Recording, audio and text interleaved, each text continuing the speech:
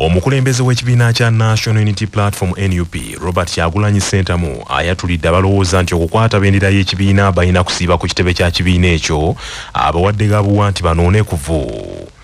Kyagulanyi Ssentamu okwogera bino abadde asinkanye abantu okuva mu kitundu eky'ebusoga abakuŋŋaanidde ku kitebe kya NUP e Makerere Kavule. Agambye nti abantu bangi banaatera kusula ku kitebe kya NUP nga basaba kaadi mu kifo ky'okugenda mu bantu be baagala okukulembera era abawadde gabuwa nti bagende mu bantu bategeere ebibaluma. Banange ticket eri wano. You have seen it in the past. That some people are very visibly close to me. Maybe bakuwangula mu ground. Tujagenda n'oyo abantu kwe batuwadde. I love it that you're close to me, that you're close to the leadership, but be even closer to the people. Be closer to the people, because we are people power. I want to assure you, friends, therefore, making sure mutuwa abakulembeze abali perfect, mutuwa abakulembeze abali reliable, but most importantly, abali qualified. Ensure that we have candidates at all levels. I like that estimation did. Obizote kugamba nti oyagala kulembera district. Nema district eyo tosobola na kusitinga aba candidates balala. Ogenda kulemberani. Kyagulanyi Ssentamu mu ngeri yemu agambye nti abantu basaana okuva mu kulwanira ebifo nga bonna ba kibiina kimu n'abawa amagezi nti bakkaanye baleme kwawulayawula mu bannakibiina. Abantu baffe bali united. Are you united in your constituency? Abakulembeze mutambula mwenna ne bwe muba mu ttiimu eyo yennyini mwina abavuganya. Do you have that morality already? Abantu bakibalabamu nti abakulembeze ba NUP mu constituency yaffe tumanye no bagenda kwesimbayo era bagala kuvuganya naye balina morality etuula ne discussinga ku nsonga eziri bigger than their candidature. Do we have that? Ne temusobola kukaayanira nsolo nga mukyagiyigga. Ebyo nga biri bityo kyaddaaki ekisinde ky'ebyobufuzi ekya People's Front for Freedom kikubiddwa mu kyapa kya gavumenti ekitongole ekimanyiddwa nga gazeeti. Bannakisinde kya PFF baludde nga bakukulumira akakiiko k'ebyokulonda nga bakalumiriza okubakandaaliriza okuwandiisa ekisinde kyabwe okufuuka ekibiina ky'ebyobufuzi ekijjuvu. Omwogezi w'akakiiko k'ebyokulonda mu ggwanga Julius Muchunguzi ategeezezza nti oluvannyuma lw'okukuba ekisinde kino mu kyapa kiweereddwa ennaku 14 ng'etteeka bwe liragira. Okubateeka mu gazeeti tekitegeeza nti ekibiina kimaze okulangiriddwa. Kitegeeza nti kati ebisaanyizo ebyetaagisa okuwaayo application byonna babituukiriza kati tejeddako yakutimba mu gazeeti okusaba kwabwe nti bwe wabaayo omuntu yenna alina okwemulugunya ku kibiina kino tebaagala okutondawo akuleete mu nnaku 14 okuva olunaku olwaleero. Bwe batawaayo okwemulugunya kwonna okuleeteddwawo akakiiko kajja kubawa certificate. Naye bwe wabaawo okwemulugunya kwonna, okwemulugunya okwo kulina okusooka ne kuyisibwamu bakugonjoole balyoke babawe certificate. Eby'okuteekayo application byonna babireese babituukiriza kuba kyetubadde tulinda. Wabula Pulezidenti wa People's Front for Freedom Ssaalongo Erias Lukwago akukulumidde akakiiko k'ebyokulonda olw'okubakandaaliriza ekisusse ng'ekibiina ky'ebyobufuzi ekitambuza emirimu gyabwe akasooba ennyo. Sinti tuli awo ntitujaganya nti oba waliwo ekyamaanyi ekibaddewo kino kyali baali badde bakikola dda. Etteeka libalagira nti bwe tumala okuteekayo ebiwandiiko byaffe mu mwezi gumu bwe balina okufulumya notisi. Bafulumiza olwaleero twamaliriza ddaffe byaffe mu Novemba omwaka oguwedde baatukandaaliriza twali badde twatambula dda. N'ekirala nti ezzeero 16 omwezi ogwokutaano lwe lunaku lwennyini Dr. Besigye lwageze emyezi 6 mu buwanve. Mulira amalungi ge twali yagadde agasingirawo ddala gakuteebwa kwa Dr. Kizza Besigye. Mu ngeri y'emu Ssaalongo Erias Lukwago agambye nti ne bwe kinaatongozebwa ng'ekibiina ekijjuvu tebasuubira kyamaanyi olw'okunyigirizibwa okuli ku ludda oluvuganya gavumenti ensangi zino. So eggwanga liri mu mbeera ey'akatyabaga ey'akazigizigi we tugendedde mu kyapa. So n'olw'ensonga eyo kano kanotisi ke batuwadde si ke kagenda okututongoza okukola buli kye twagala tegekeddwa okukola. Kozi ke kayinza okutuyambako katonono bwe tusobola okukwatagana bulungi ne bannaffe abalala bwe twagala okutaasa eggwanga lino ate ebibiina ebirala kubanga buli tutadde tuula nabo mu nkiiko nga kikalubamu oluusamba abamu balina certificate nga tetulina kati kijja kuyako emirimu egy'okukwatagana nti entities ez'enjawulo endera mu naye byokututulugunya ebyo byo bijja kusigalawo manya obubona obuddo obw'eddembe lyo tonyigirizibwa ddembe lyo ery'obwebange ddembe lyo akutusibako nana habo mouthwash lyeddagala ettuufu yennakakasa mu kujjanjaba endwadde z'amannyo amannyo gakuluma gasannyalala senyesa nana naye weegendereza abafere tebakuguza kappa mu kutiya musange mu famasi zonna yakakasibwa National Drug Authority nga bali wamu ne langi wa Global aleetawo enjawulo ku bisenge weefunire langi ya Global ku hardware yonna ekuli okumpi. Global Paint, a reliable product. nga bali wamu ne Baluswata Property Consultants batunda ettaka ku nguudo zonna eziyingira n'okufuluma ekibuga va mu by'ettaka lyakulukuta ennyumba ya kyama basange ku ofiisi yaabwe ekyengera opposite Orange City essimu 0704 80 1905. Tewali ddereeva akkirizibwa kutikka kabindo nga munnamateeka Frederick Semwanga bw'annyonnyola.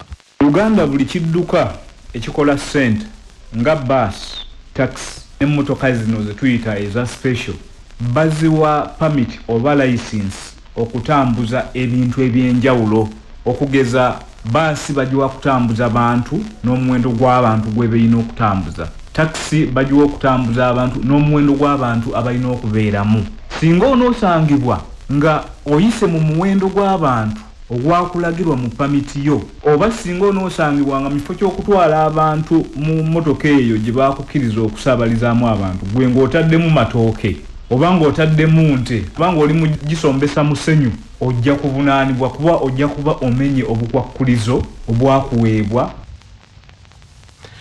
Minisita avunaanyizibwa ku nsonga z'obwa pulezidenti babiri Emile Babalanda agumizza bannayuganda abalina akawuka ka mukenenya nti gavumenti erina eddagala erimala okubajjanjaba wadde ng'obuyambi obw'okulwanyisa akawuka kano okuva mu bagabirizi b'obuyambi bwakendeera nnyo.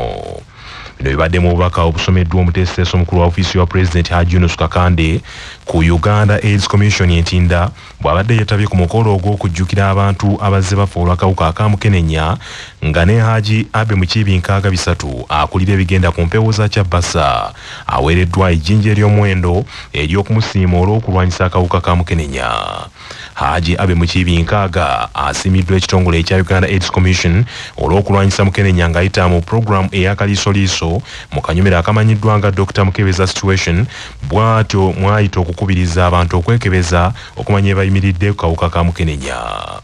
Babalanda ategeezezza era asabye ebitongole ebya gavumenti ne minisitule za gavumenti wamu n'ebitongole eby'obwannakyewa okusalanga emitemwa ku mbalirira zaabyo ziweebwenga Uganda AIDS Commission zigiyambeko okulwanyisa mukenenya. I call upon all government ministries, departments and agencies to adopt and implement HIV monitoring mainstreaming agenda and allocate the 0.1 budget of your budgets to HIV activities as instructed by the Permanent Secretary and Secretary of the Treasury. In his guidance in the budget called Circular, he was emphasizing that this money which is spread all over the ministries, which amounts to 40 billion, can be pulled and put under one envelope in the Uganda AIDS Commission, and they see how they can manage this problem. Senkulu wa UNAIDS mu Uganda Jacqueline Makoha yeebazizza gavumenti ya Uganda olw'okuziba eddibu eriri mu lutalo lw'okulwanyisa mukenenya wadde ng'abagabirizi b'obuyambi bakendeerako. Uganda is one of those countries where we are not very worried. We think we will come out on the other side. We think we managed to sustain. We are also very happy that government has stepped up and indicated that government is willing to allocate domestic resources to ensure that the AIDS program is not disrupted. And also people living with HIV have presented themselves at facilities to get treatment. And this is a very good thing that should be covered. Hajji Abe Mukiibi nkaaga bisatu ategeeza nti obwetaavu bukyali bw'amaanyi ddala okwongera okukubiriza abantu n'okumanyisa abantu ebikwata ku mukenenya. Njagala kwebaza aba Uganda AIDS Commission olwa award eno okulaba nti tulwaniridde abantu okwegema siriimu nga Ssaabasajja Kabaka bwe yatulagira okulaba nti siriimu agwabo by 2030. Ndowooza kaliisoliiso okumala emyaka gyonna gy'abaddeko tubadde twogera ensonga ya siriimu eno. Buli ku makya twagala okwebaza CBS okutuwa platform eyo, twagala okwebaza Ssaabasajja Kabaka naye okutukkiriza ate era nenjagala okwebaza bannaffe aba Uganda AIDS Commission okumpa award eno okuneebaza olw'ekyo kubanga kyo ekintu tukikubisa za buvunanyizibwa ate era tukyakikuba kubanga bw'otunuulira siriimu bwali n'abantu bwe tutayongere kwogera na kumatiza abantu okwekuuma n'okukola ekyetaagisa siriimu ye kintu kikambwe neyanziza nnyo neyanzege ayisa abasajja kabaka wangaala obulamu bwe bugagga kutuusibwako ekitongole ky'ebyobulamu ekikubiriza buli muzadde okutwala omwana we agemebwa omusujja gw'ensiri mu kugema gavumenti kweteekateeka eddagala eppya erigema omusujja gw'ensiri lye rigenda okweyambisibwanga okutaasa abaana baffe babeere n'obulamu obweyagaza. Dr. Nagai Sauda agamba nti omusujja gw'ensiri nga gukutta omwana gumukosaane mu nkula ye. Njagala okukubiriza abazadde b'abaana omuli bamaama bwenna yonna abeera n'omwana okubakubiriza okujumbira okutwala abaana babageme okuva ku myaka 5 n'okudda wansi nga tubaziyiza okufuna malaria. Ffenna nga bwe tumanyi malaria alina obuvune bwaleeta ku muntu senga abajjidde mu maanyi amangi kireeta n'okukaluubirizibwa mu nsawo omwana ng'afunye malaria. So okwewala ebyo byonna nkubiriza bakadde b'abaana oba mubatwale mu malwaliro mukozese omukisa guno omwana basobole omugema. amawulire g'ebyemizannyo mu mawulire gaffe agakya basafama gakutuusibwako Sedika Real Estate abatunda n'okugula ettaka ku nguudo ez'enjawulo mu Uganda yonna. Basangibwa ku Gaaluleba Building ewa Kiso. Essimu noti 7 noti 2 339 377 nga bali wamu ne Light High School Esseguku Katale. Abeegulidde erinnya mu kuyisiza waggulu abaana mu Arts ne Sciences lyadde ne boarding ery'abawala n'abalenzi. Saako pikipiki Honda 125 ne 1010 SC nkola ya mu Japan. Empya tuku ogifuna ku kibanja mpola erugogo opposite ne DHL oba mu Ndeeba opposite Equity Bank. Minisita avubuka ebyemizannyo n'ebitone Oweekitiibwa Ssaalongo Robert Sserwanga akinogaanyizza nti okuwandiika abazannyi abagenda okuvuganya mu mpaka z'amasaza ga Buganda ez'omwaka guno kwa kutandika nga 19 omwezi guno. Oweekitiibwa Ssaalongo Robert Sserwanga bino abikakasizza ng'asinziira mu lukiiko lwakubiriza wano ku Bulange Mengo olwetabiddwamu ba ttiimu maneja ab'amasaza gonna 18 n'ekigendererwa eky'okukuba ttooki mu nteekateeka y'empaka z'omwaka guno. Mu ngeri y'emu Oweekitiibwa Sserwanga agambye nti okulambula ebisaawe ebinaakozesebwa mu mpaka z'omwaka guno kugenda kutandika nga 26 era omwezi guno.